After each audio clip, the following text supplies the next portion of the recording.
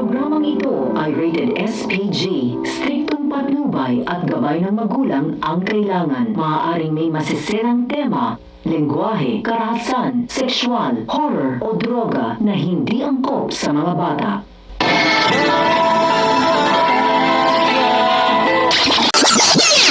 Mga dapat nating abangan sa FPJ's Batang Quiapo. Dumating na nga ang araw na kinatatakutan ni Tanggol. Ang pagbasa ng sakdal kung saan hahatulan na sila kung kaya't labis-labis ang pag-aalala ng kanyang mga kaibigan. Ngunit iginiit ni Tanggol na dasal na lamang ang kanilang makakapitan at sana lang hindi pa huli ang lahat. At sa pagdating ng araw ng hatol ay walang pakundangang itinuro ni Roda si Tanggol na siya umanong nagtangka sa kanyang buhay. Kaya naman dito hinatulan na sinatanggol ng habang buhay na pagkakakulong. Tinagdagan pa ng mga kasong may kinalaman sa illegal na droga at pagnanakaw. Hindi naman nagtagumpay si Olga na mapatay si Tanggol matapos ang nangyaring gulo sa korte, kung saan pala isipan sa mga pulis kung sino ang nagpaputok ng baril.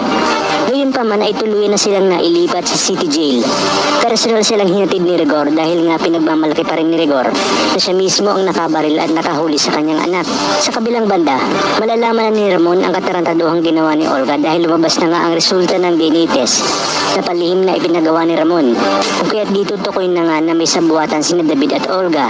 Ngunit sinabi ni Ramon na kailangan niya munang mailigtas ang kanyang tunay na anak at saka niya babalikan sina Olga at David, lalong-lalo na umano si Rigor na siyang nagpasakit kay Tanggol sa mahabang panahon. Sa kabila nito ay hindi pa rin alam ni Ramon na may koneksyon pala si Mokong at Tanggol. Kung kaya't kampante si Ramon na sa oras na magkita na silang muli ni Tanggol ay matatanggap siya nito ng buo.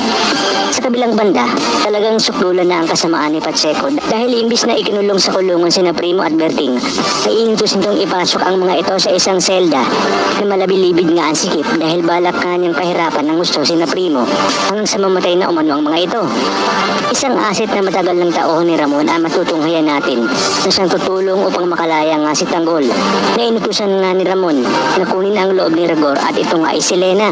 Kung kaya't ginagawa ni Lena ang lahat upang masira ng tuluyan ang pamilya ni Rigor.